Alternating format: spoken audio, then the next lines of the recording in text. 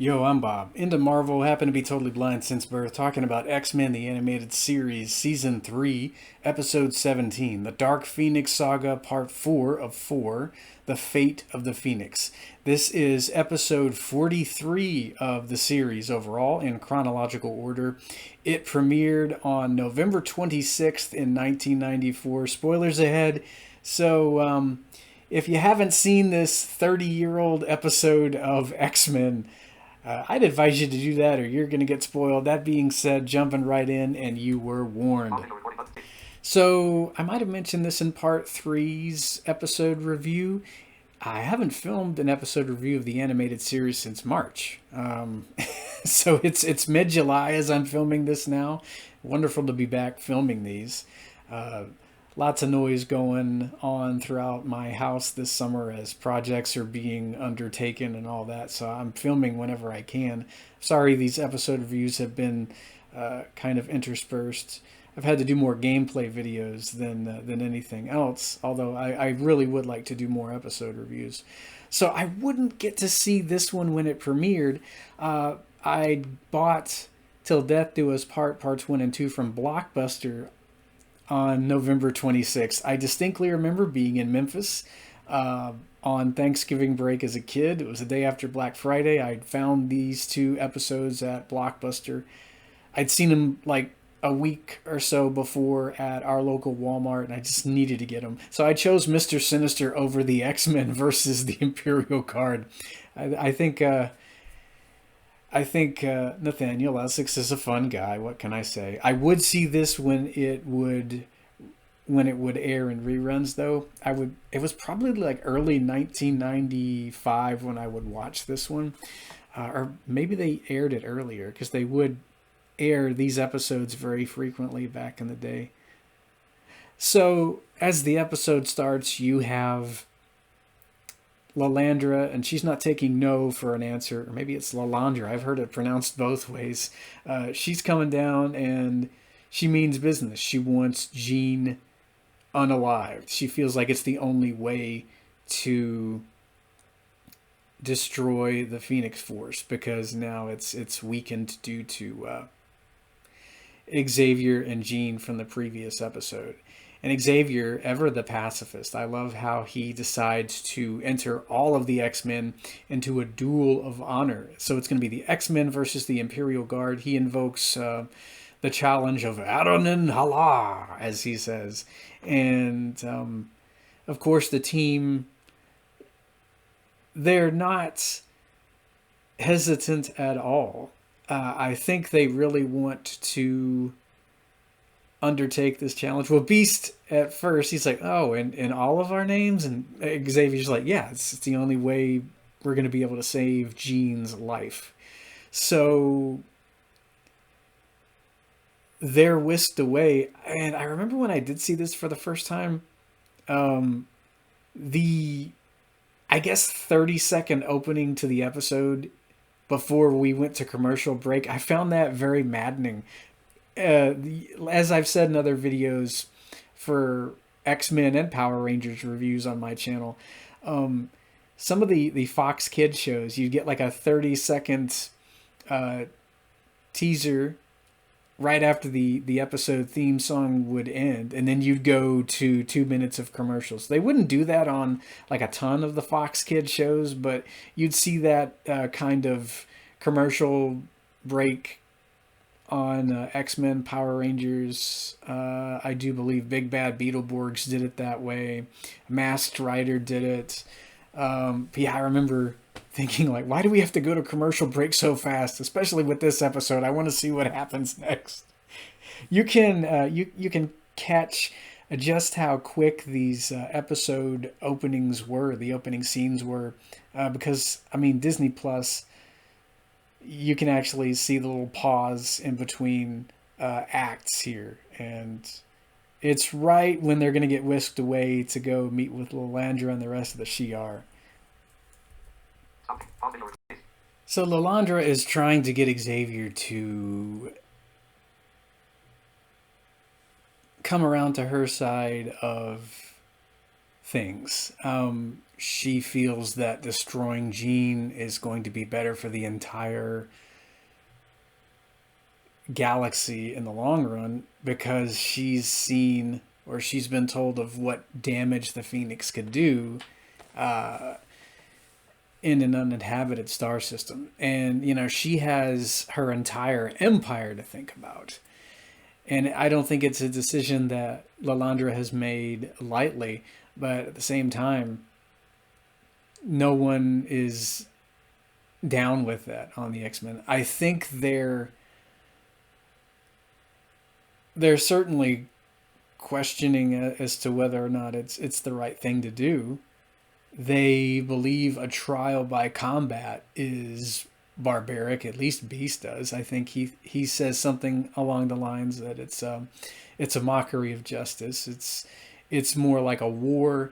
And I think this kind of goes into what was mentioned in the X-Men 97 animated series. Of course, it's weird filming this review as opposed to the last one because, like if you've just watched the last one, you're seeing me, I think before X-Men 97 had even aired. I filmed the Dark Phoenix Saga Part 3 review back in March. So it's been a minute. So now I'm thinking, oh, well, it does make sense that the Shi'ar are okay with a trial by combat. It's all about dominance with this empire. And it seems to be the only language that they speak, Lilandra included. It's all about, fighting until you're on top of the other. At least that's what I gathered from seeing Xavier having to deal with the Shi'ar in X-Men 97. It's something that I didn't really get to see much of when I was a kid, because as I've said in other videos, I just had the animated series, and that's it. I couldn't go out and read the comics, of course. So you have them debating, and then Lilandra gets to consult the Skrull Empress as well as the Kree. I do believe some folks online are saying that the one who represents the Kree is the Supreme Intelligence here. At least that's what I'm seeing. And this would have been the first time I'd ever heard of the Kree and the Skrulls. There were other Marvel shows on, I do believe during the same time as X-Men. You had the Fantastic Four, and you also had Iron Man, which could be seen during the Marvel Action Hour. I would usually miss that, though. I mainly watched X-Men. Spider-Man, the animated series, would have been around, actually, during the Dark Phoenix saga. It hadn't aired yet. So, yeah, I wouldn't have seen anything about the Kree or the Skrulls. It would be a while before I found out who these two races were, but, since there has been a lot of water under the bridge since I first saw the episode, now I know who they are. And I think it's a really awesome scene where you have Lilandra consulting with these two empires, and they're actually, having a meeting of the minds here. Nobody's fighting anybody else.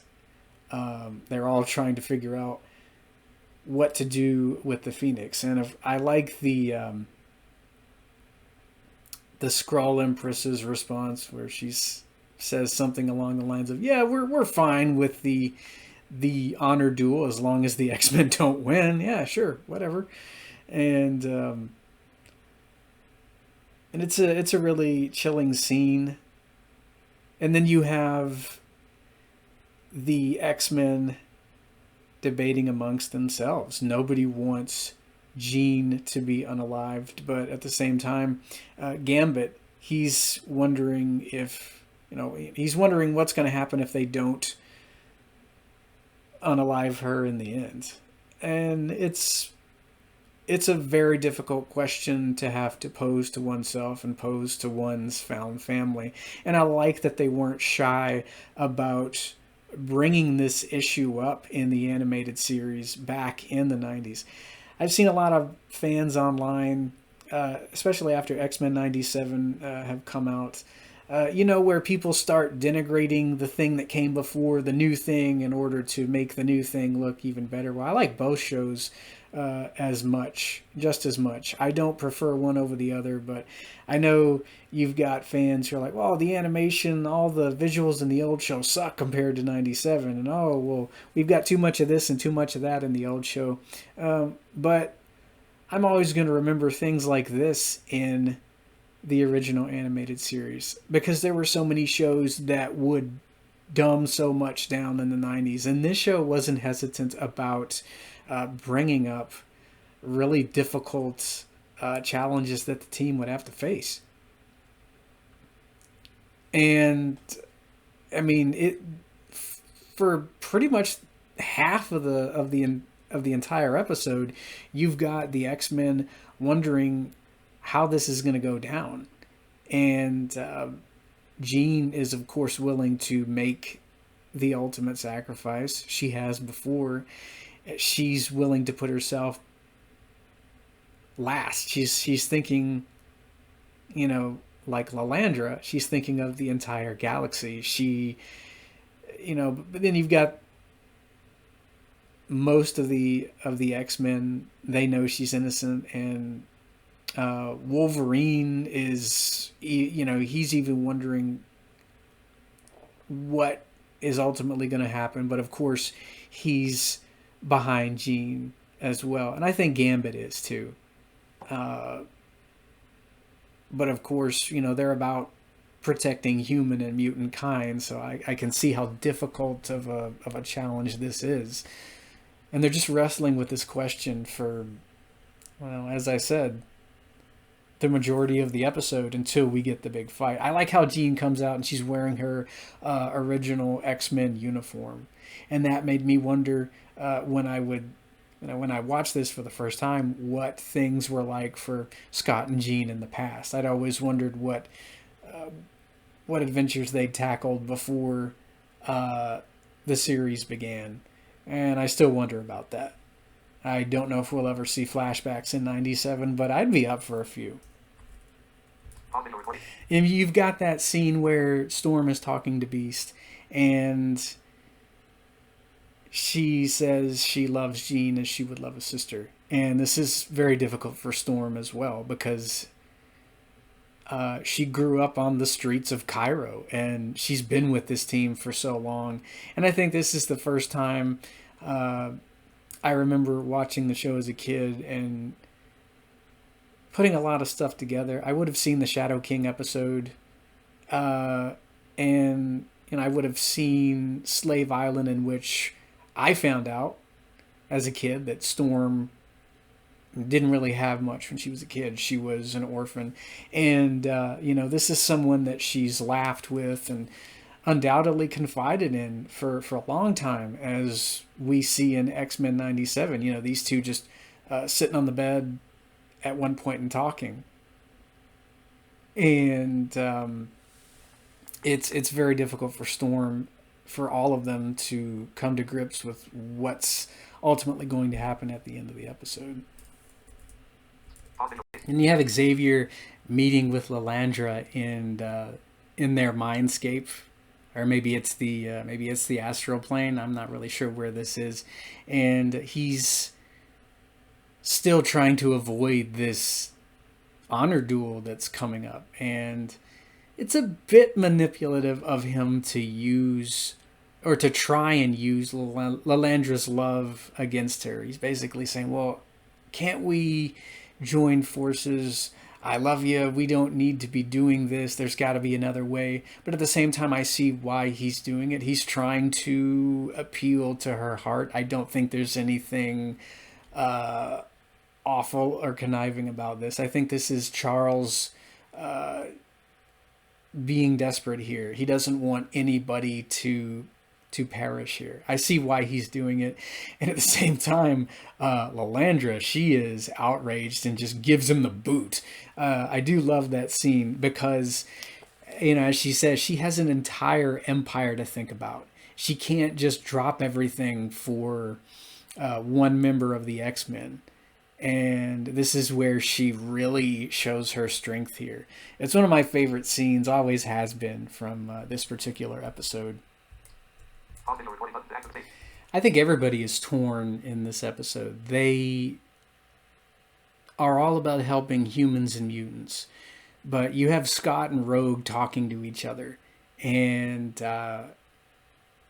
he asks himself, well, if I were in Lalandra's position, would I act differently? And he comes to the conclusion, well, he says, I'd like to think that I would. And it's just Cyclops being Cyclops. It's not an easy thing for any of them. Right before the fight starts when I was a kid, I don't think I picked up on, at least the very first time I watched this, the part where Lalandra says those who survive the duel will be set free. So yeah, I don't think I realized this could have possibly turned out to be a duel to the unaliving. I can't use the D word or the K word on YouTube because it's just how things are, but you get the idea. So yeah, this is very, very serious. You have the X-Men putting their lives on the line for Jean here in this duel. Of course, this was a 90s kid show, and I think we all knew things weren't going to come to that. Although, I mean, we did see Jean flying into the sun before. So I think they did their best. The writers did their best to show kids just how high the stakes were here. They did their absolute best to really, not hold any punches back at all. So when the X-Men get to that oxygenated part of the moon in the animated series, I remember wondering who in the heck inhabited the moon. I wouldn't have seen the Fantastic Four at this point, so I had no idea who the Inhumans were, who the Watcher was.